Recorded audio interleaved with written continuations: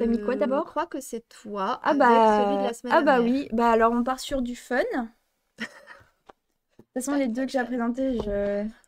Non Toujours mais fun. là, ma prochaine lecture, c'est Tarzan, poney méchant. Au moins, je me suis dit, T'es sûre de toi, c'est un truc c'est un fun. livre jeunesse Ok, c'est bon. avec un poney qui fait la gueule. Alors du coup, J'ai dit c'est bien pour moi. je J'aime me bien les suis poneys, dit... j'aime bien faire la gueule. Alors, je sais pas trop les poneys. Ma relation avec les poneys est assez indistincte. Mais voilà, ça m'a fait rire Ok. le titre. C'est un roman? Ouais, c'est un petit roman D'accord. jeunesse. Ouais, un peu, je pense que c'est un peu dans le style du journal de Gertie, Ah oui, ok. Ah oui, je tu vois. vois. Ouais, ça peut être rigolo. Bref, tout ça pour parler donc des Orageuses de Marcia Burnier. Un roman qui... ça fait un moment qu'il est sorti maintenant, ouais, 2020. Et en fait, je voulais le lire pour le bingo à la base. Ah, d'accord. Pour Lequel thématique? la thématique, il y avait plusieurs points de vue. C'était comment on l'avait appelé Roman choral? Roman choral, voilà, merci. Ah, meuf, c'est pas comme si j'avais participé à l'élaboration du bingo quand même. Enfin. Mais tu l'aimais pas trop ce thème. Déjà, quand on les a choisis, t'avais lancé. C'était pas trop ton kiff. Et donc voilà, donc du coup je l'avais réservé et en fait je l'avais pas reçu avant. Ah, Donc mince. j'avais dû lire autre chose Ok. pour le bingo, je sais pas comment je m'étais débrouillée. Et donc je l'ai reçu en fait il y a pas longtemps. Je crois que t'avais fait un film du coup. Non? Ah peut-être. Un récit choral parce qu'on avait changé après. Oui, On avait dit oui. on aurait dû mettre récit choral plutôt que roman choral. Et donc du coup je l'ai lu et j'étais très contente de le lire. Il était bien. Parce que ça fait un moment que en fait je le vois et que j'avais envie de le lire, mais je savais que la thématique était assez dure. Et puis là, je sais pas, j'étais dans un mood et du coup je l'ai lu. Donc voilà. Ok, lance-toi. Bref, donc dans ce roman, on va suivre en fait un groupe de jeunes femmes qui, qui vont mener des actions de vengeance contre en fait des agresseurs sexuels. Ok. Et, euh, et donc, on va suivre, pas toutes les personnes de ce groupe, mais 3-4 personnes en particulier. Et, euh, et du coup, on va suivre, on va vraiment s'intéresser plus à elles en particulier sur un peu leur vécu et comment elles se sentent par rapport voilà, à ces actions de vengeance.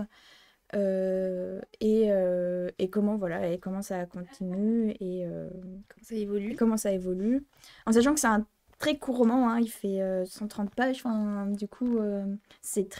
c'est très dense c'est Ouais. très vif euh, en même temps c'est très moi j'ai trouvé très libérateur en fait dans l'écriture et dans cette vengeance en fait à chaque fois alors c'est des vengeances qui sont absolument pas corporelles souvent c'est de la destruction de biens.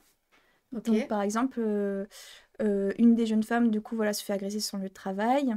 Et donc, en fait, son groupe d'amis décide d'aller chez le mec en question. Et en fait, défonce son appart, quoi. Le tag, mais vraiment, elle défonce tout, quoi. Devant lui? Devant Genre, lui, c'est ouais. visible, oui, c'est Oui, en pas fait, en elle toque plus chez lui. super. Ouais, ouais, c'est vraiment Voilà.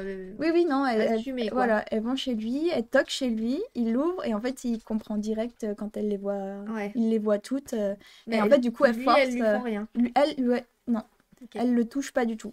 Ouais. Et en fait, sur plusieurs autres actions, voilà, elle touche jamais la Oui, oui. personne. C'est toujours voilà, de la dégradation matérielle, en fait, mais qui laisse des traces, quoi. Enfin, Oui, ben ça reste c'est une ouais. autre forme d'agression, mais au moins ouais. Et, D'accord, dis et donc. voilà, attends, juste. C'est juste que je sais plus. Oui, non, je sais plus si c'était à la première personne ou Et pas, c'est mais non, que c'est. des femmes. Et c'est que des femmes.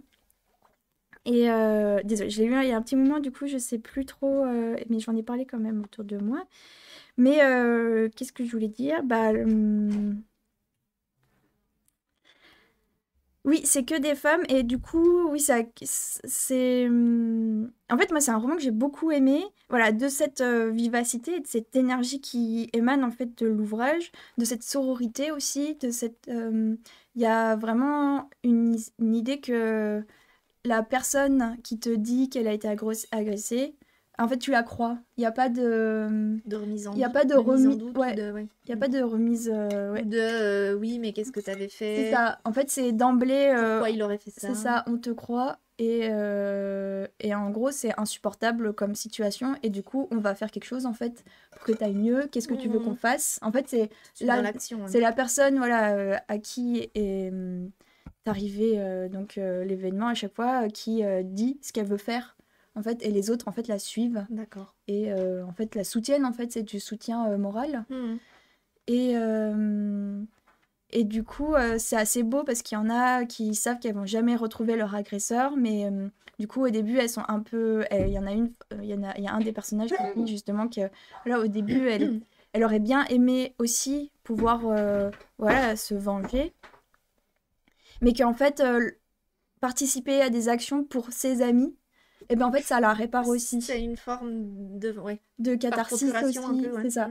Et du coup ça parle voilà de la réparation aussi, de du basculement en fait, il y a un avant et un après, et qu'est-ce qu'on fait de cet après en Mhm. fait en tant qu'individu et dans cette société en fait où des agressions en fait il y en a tous les jours Tellement, ouais.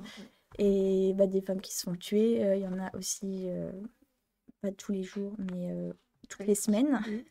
Donc voilà, ça parle de ça. Et puis il y a le mot du coup viol presque à toutes les pages. Mhm. Et je trouve que c'est assez intéressant enfin un roman qui nomme en fait, qui dit ce que c'est quoi, Oui, oui, oui. enfin, qui a pas peur de Oui. l'utiliser. Et du coup il y a des moments où c'est très intéressant parce que dans le texte il y a une des personnages, son meilleur ami, du coup c'est un mec, et elle lui parle beaucoup de viol et des vengeances qu'elles font et tout. Et en fait, à un moment, il dit, mais en fait, tu parles tout le temps de viol, enfin, c'est un peu anxiogène et tout. Et du coup, t'es là, ouais, mais en fait, Mhm. en fait c'est la C'est une réalité. réalité, oui, c'est ça, ouais. Donc voilà, donc du coup, on est toujours du point de vue de ces femmes, sauf à un moment, on est du point de vue de ce mec, justement. Et là, on sent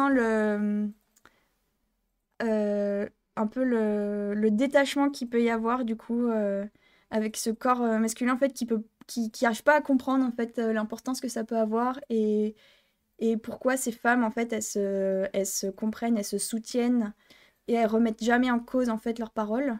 Et du Ou- coup, il y a un peu ce détachement Oui, là ou à un moment. peut-être au-delà du corps, juste qu'il a pas jamais été victime, quoi, et que Oui, c'est ça. il se rend pas compte de la violence que ça Oui. représente. Ouais.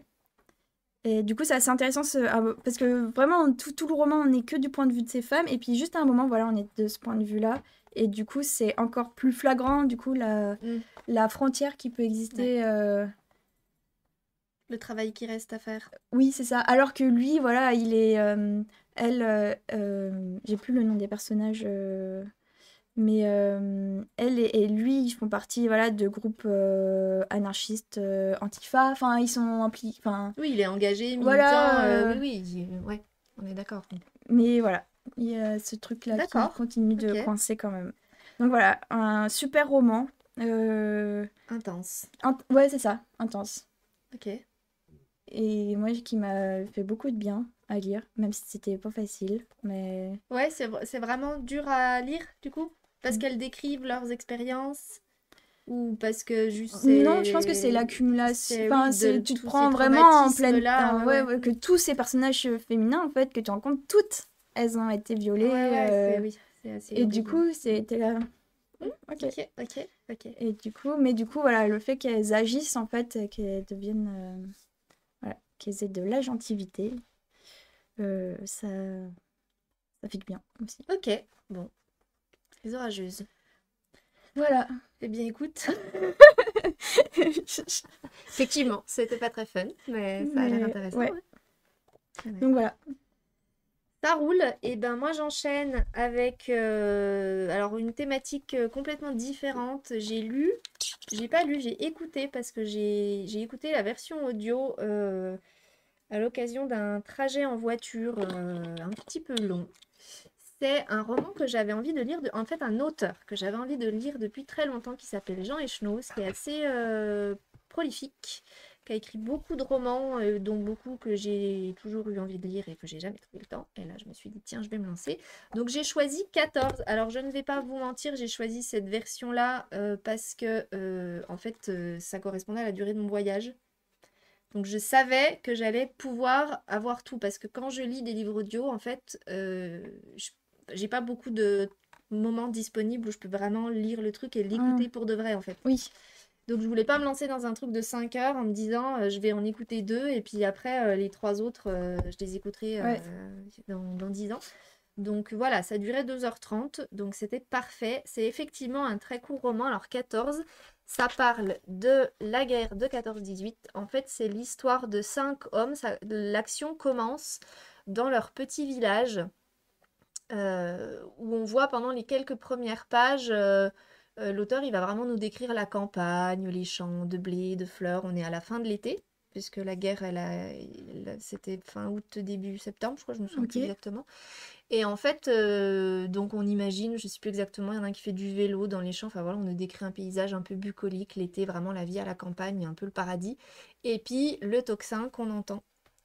Et en fait, ce personnage principal qu'on va suivre, qui ne l'a jamais entendu, ce son, mais qui en fait comprend tout de suite de quoi il s'agit, parce que bah voilà, le climat politique est déjà très tendu, et en Mm. fait, voilà, ils savent que ça ne peut signifier que la mobilisation, en fait, parce que D'accord. la menace de la guerre planait déjà.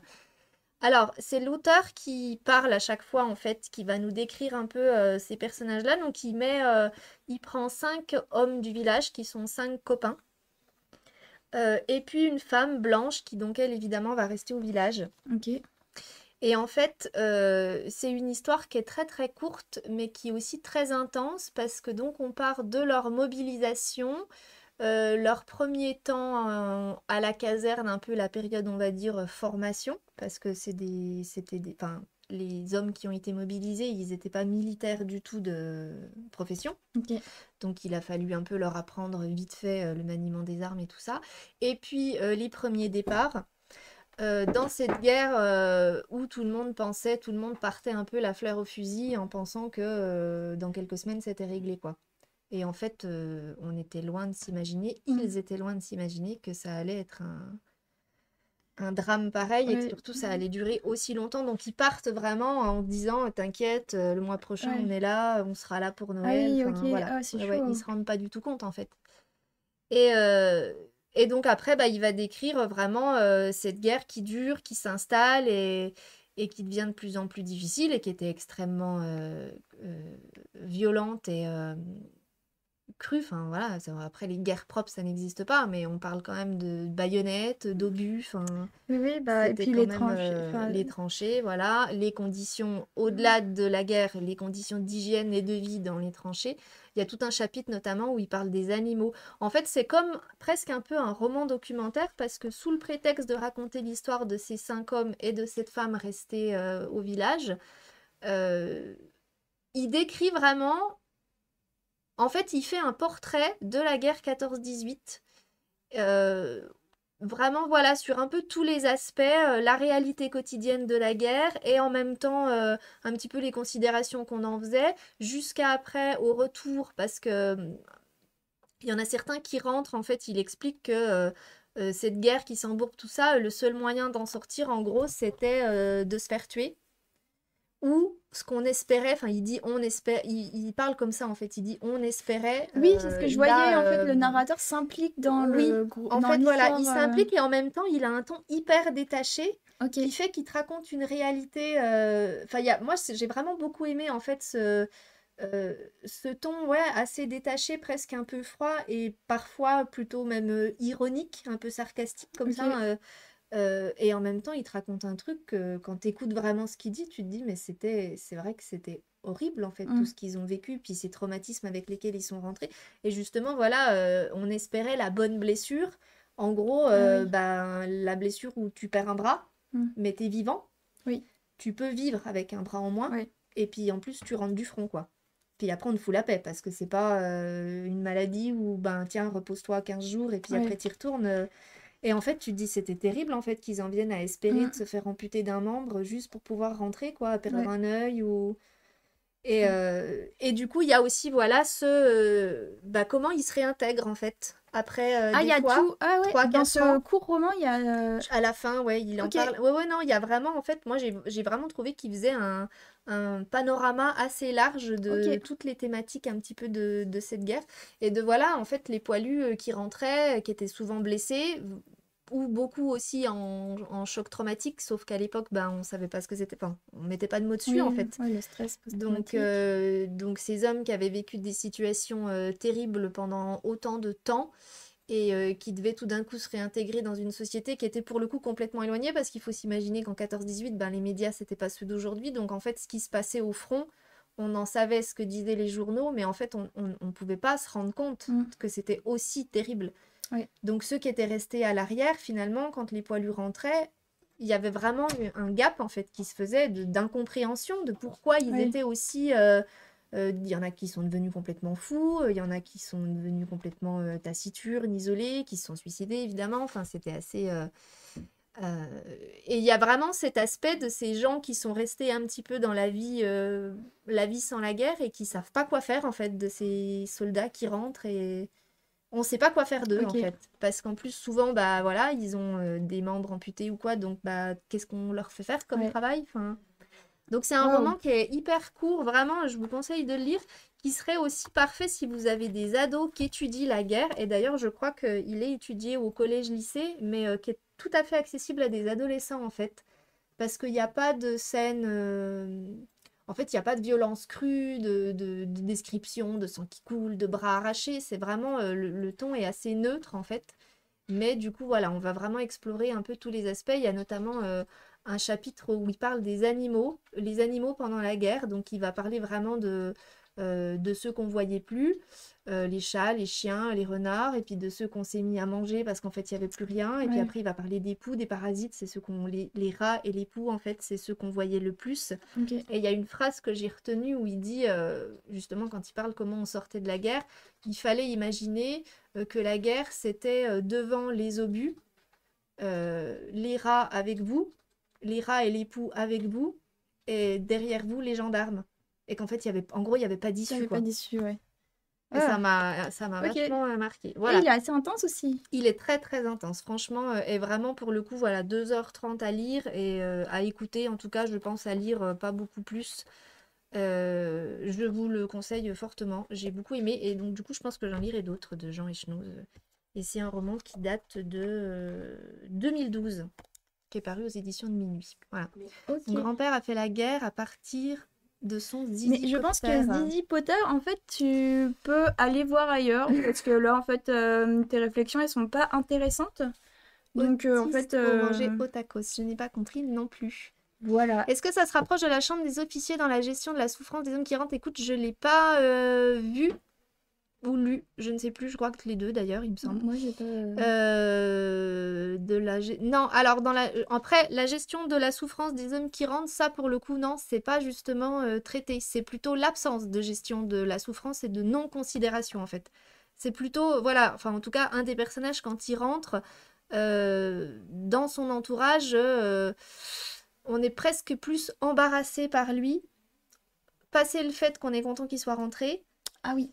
on est quand même un peu embarrassé c'est presque un peu un poids mort en fait, parce que il y a vraiment ce côté de se dire bah il est plus bon à rien, alors qu'en fait si, c'est juste qu'il lui manque un bras, mais Ok. enfin, tu vois, maintenant tu peux trouver plein de solutions quoi. Mais ouais, on sait vraiment pas trop quoi faire de lui quoi. Puis on est quand même un peu obligé de s'en occuper, donc Ok. et ça ouais, ça m'a vachement aussi émue. Je me suis dit c'est terrible quand même. Enfin voilà, c'était la guerre 14-18 quoi. Donc voilà, c'est tout ce que j'ai à dire. Je sais pas, mais je crois qu'elle Qu'est-ce avait qu'on encore un fait? petit, Moi, j'avais une petite encore BD. un. Ah oui, toi, t'as plus rien après? Moi, j'ai plus rien, non. Non, Ok. parce que je suis un peu à court. J'ai toujours pas fini mon livre super que je suis en train de lire, mais j'aimerais bien lire la fin. Oui, bah du coup, je vais faire. Ah, il y a Pascal qui dit qu'il veut partager un coup de cœur aussi, mais bien sûr. Oh, vas-y. Vas-y. Je vous présente quand même le mien. Je sais pas, ouais, si tu veux. Je peux. Tu veux, Je t'as l'ai envie, du j'ai coup. envie de le dire. Corps vivante de Julie Delporte. Là, pour le coup, c'est une nouveauté. Ok. Voilà, il date de 2022, Je connais pas du tout. fin 2022, ouais, les éditions Popo. Ah, c'est des éditions du Canada. Oui, c'est ce que j'allais dire. Ça, Merci ça- Pascal, je commence du coup. Euh, et donc, Corps vivante, en fait, ça fait office de journal où on va avoir je vais parler d'abord sur la forme, où on va avoir en fait des illustrations et en fait du texte à côté. Enfin, Voilà. Et tout le long, en fait, de la BD, ça va être comme ça. Donc, ça fait plutôt carnet de bord, en fait. Mhm. Et en fait, du coup, en fait, c'est l'histoire de l'autrice, hein, de Julie Delporte, et de son rapport au corps, et en fait, de pourquoi, enfin, comment elle explique qu'en fait, elle va commencer à aimer les femmes et à plus pouvoir supporter, en fait, d'être avec des hommes. Ok, même sans intimité? Alors, elle parle plutôt du... Elle parle pas trop de ce sujet-là, c'est vraiment plus dans l'intimité, du coup. Voilà, ok. Et voilà, de sa réflexion là-dessus. Donc, quand elle devient lesbienne, voilà, tout ce que ça implique au niveau du changement de ses relations, du changement par rapport à son corps. Et elle fait toute une introspection aussi sur son enfance. Et, euh, et c'est nourri aussi de plein de lectures, de références à des autrices féministes et queer. En fait, pas forcément facile d'en parler parce que du coup, c'est très dense et ça apporte plein de sujets différents. Mhm. Et c'est un chapitré, mais enfin, du coup, voilà, elle aborde tous ces sujets-là. D'accord. Les illustrations, enfin, sont très. Il y a certaines illustrations qui sont assez mystérieuses, qui sont des paysages, Mhm. mais qui font aussi office de représentation de vulve, en fait. Donc, du coup, voilà, il y a un côté très poétique. Oui, c'est ce que je suis en train de regarder. Ouais. Ouais, là, t'es sur les coquillages, puisque du coup, Oui. à la fin, il y a un peu une légende, en fait, de ses inspirations et de où est-ce que. Bah, ça, du coup, c'est tous des dessins d'observation qu'elle a fait pendant des voyages et tout. D'accord. Et voilà, c'est très beau, c'est très touchant. Moi, c'est un texte qui m'a beaucoup touchée. Oui, qui parle de la contrainte à l'hétérosexualité. Enfin, du coup, voilà, elle parle de la société hétéronormée et de toute la violence en fait que ça implique sur le corps des femmes. Mhm. Et, euh, et elle, voilà, une des solutions qu'elle a trouvées un peu pour s'en extraire, c'est en fait de se rendre compte qu'au final, en fait, c'était les femmes qu'elle aime. Oui, c'était... Voilà, ok. Mais qu'elle a jamais eu la possibilité avant de se rendre compte en fait qu'elle le pouvait. Donc D'accord. voilà, c'est extrêmement beau. Du coup, j'ai lu celui d'avant qu'elle a écrit qui s'appelle Je connais pas Moi du tout aussi, je son voulais travail, ouais. l'emporter. Et voilà, qui est aussi sur la même forme. Et voilà, Moi aussi, je voulais l'emporter. Voilà, on peut dire que c'est le préquel à celui-ci. Enfin, Se les deux répondre? se répondent en Ok. fait. C'est assez intéressant de lire les deux. Enfin, moi, du coup, j'ai lu celui-ci, puis après, j'ai lu D'accord. l'autre. Et, Bon, et voilà. Donc, c'était... une belle lecture. Oui, c'était une très belle Ok. lecture, ouais. Ah bah écoute, Voilà, à donc découvrir. oui, tout à fait. Une belle nouveauté au Quai-de-Scie. Bon. Alors, je ne sais pas si Pascal va nous parler de son coup de cœur. Et ensuite, nous aurons Claire qui viendra nous présenter l'artiste de la semaine. L'artiste de la semaine. Qui est présent dans le livret queer. Qui est présent dans le livret queer. Fille d'Alcolo. Ah, je connais pas du tout. Camilla Galapia. Ah ouais, je moi vais non tout plus, de ça me dit suite rien. regarder. Tu connais toi, Claire? Alors, de quoi ça parle? Galapia. Est-ce qu'on l'a? Pas Comment? du tout. Oui, non, mais au-delà de ça. Merci Claire pour cette intervention. Alors, donc, ce que nous dit Pascal, c'est une BD qui raconte l'histoire de la jeunesse de l'autrice. Sa mère était alcoolique et on voit aussi bien la souffrance et les causes de cet alcoolisme que la vie de cette jeune fille qui doit composer avec cette maladie. On sent autant l'amour qu'elle portait à sa mère, les excuses qu'elle lui trouve, le manque de soutien des proches et notamment le gouffre qu'il peut y avoir avec les gens extérieurs à cette Ouais, vie. ok. Et c'est un témoignage, Oh, waouh, c'est une ok. histoire vraie du coup. Ah oui, c'est ça, ouais. La jeunesse de l'autrice, ouais. Mm. C'est mai 2023. Je pense qu'on l'a pas encore du coup. Alors, du coup, je continue parce que Pascal continue d'écrire. Donc, je fais part de ses réflexions. Il dit elle décrit sa mère et l'autre qui correspond aux périodes ivres à travers les moments de lucidité ou les moments de honte. Étant quarantenaire, on ressent aussi très bien sa jeunesse et la vision d'une époque par rapport à la culture de l'alcool en France. Tout à fait. Ça, je vois bien de quoi tu veux parler, ouais. Qui a beaucoup changé. Effectivement, fille d'alcoolo qui, écoute, N'est pas en panier. n'est pas en panier. Donc nous allons le suggérer tout de On suite. va faire une suggestion du coup en direct. Voilà, attention, on est fébrile là. Là, c'est les bibliothécaires sont là. Ouh! Une petite suggestion de BD. Bon, Caro, il doit y en attention, avoir un paquet par contre. tiens-toi prête. Commande Caro. Non, c'est en plus parce qu'elle du coup continue très sérieusement à nous écrire. C'est aussi très drôle puisqu'elle partage sa vision d'enfant sur des souvenirs.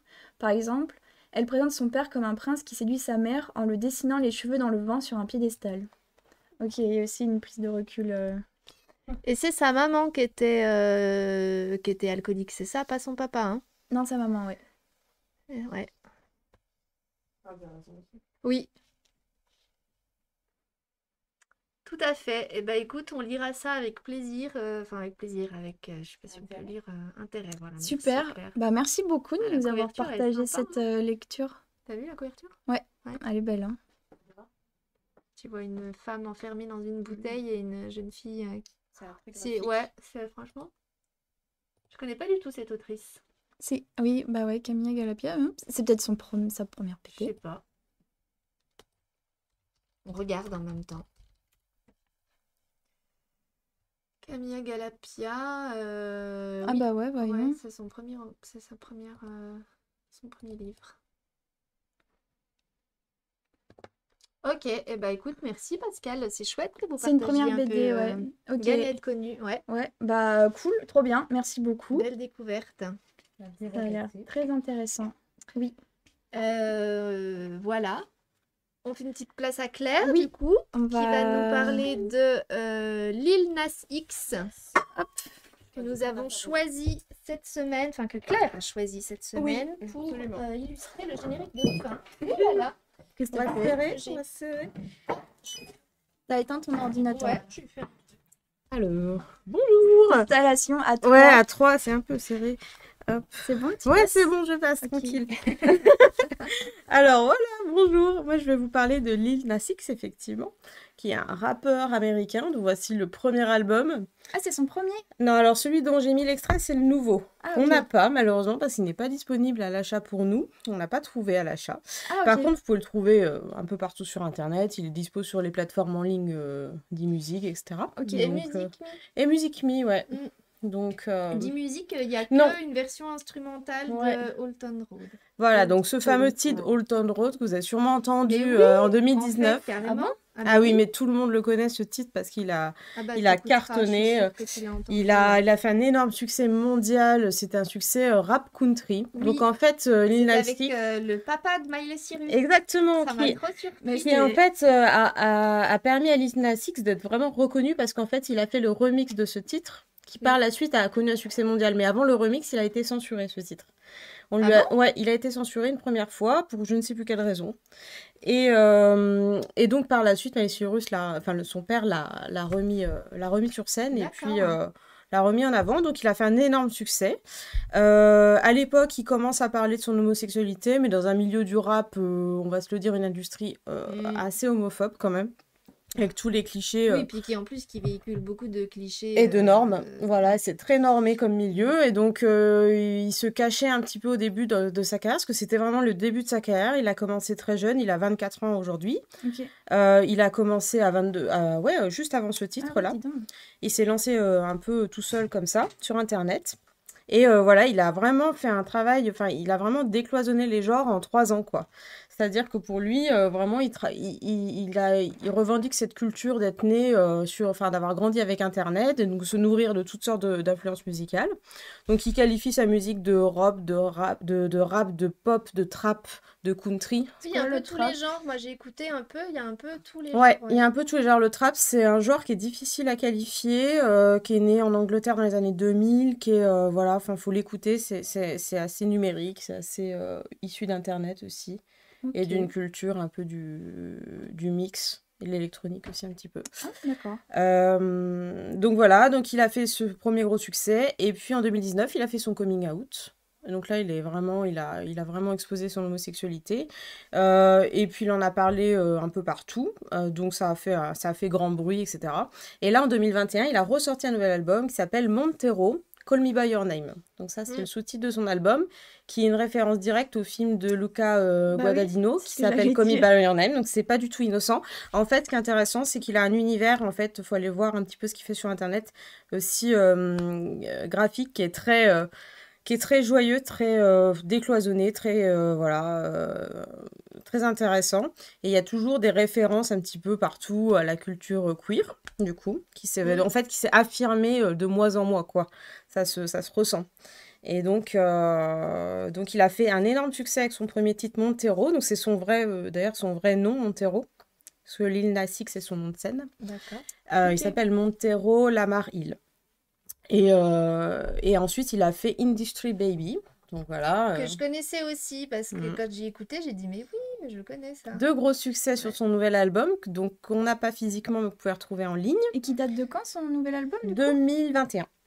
Ah oui, quand même. Quand même. Tu l'as pas et tu le vois pas Non, sur CVS. On ne peut pas l'acheter. Il n'est pas disponible. Alors pour quelle raison, je ne sais pas. Mais parce qu'il n'existe pas en physique, sinon t'as pas les. Oui, je pense qu'il existe en physique, mais on a des fois des albums qu'on ne trouve pas. Ok. Et c'est, par exemple, on a eu des albums de Beyoncé. J'ai un album que j'ai eu beaucoup de difficultés à C'est une trouver. question de droit, je pense. Ouais, je pense. Et donc, Genre d'exclusivité ou de droit ouais, qui sont c'est trop possible. chers, ou- C'est possible. Ok. Mais Et allez voir voilà. le clip de Industry Baby, ça vaut des points. J'avais Ouais, jamais vu le clip, waouh. Alors, il a un univers. C'est très décloisonné, comme il disait. C'est très décloisonné. Il a un côté un peu farceur et pop, quoi. Il aime bien s'amuser des genres. Il aime bien se jouer un peu choqué aussi. Et donc, ça l'amuse. On sent que ça l'amuse. Donc. Parce qu'il reprend vraiment genre tous les clichés du clip de rap. Genre, t'imagines la gonzesse à moitié à poil sur la bagnole qui est en train de worker. Et en fait, il est en prison, mais ils ont des combinaisons de prisonniers roses, flashy. Et en fait, il joue vraiment sur les clichés du rap, mais homo, quoi. Et du coup, ça dynamite un peu le... Ah ouais, là, je pense qu'il a lancé un gros pavé là-dedans, hein, sur ce thème-là. T'imagines, tous les homophobes rappeurs dire... Et du coup, il a vraiment assumé ça. Là, il est parti à fond, là, je pense. Et donc, il a été nommé même ambassadeur de la prévention des suicides chez les jeunes. Oui. Aux États-Unis. Ok.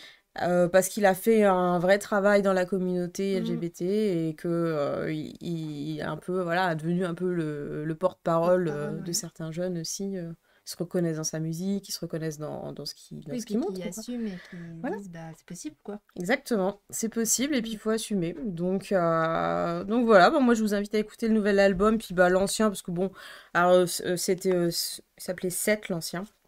Mais il est très bien aussi, hein, mais voilà, c'est assez plaisant à écouter, quoi. Et puis du coup, cet album, il est dans la sélection queer.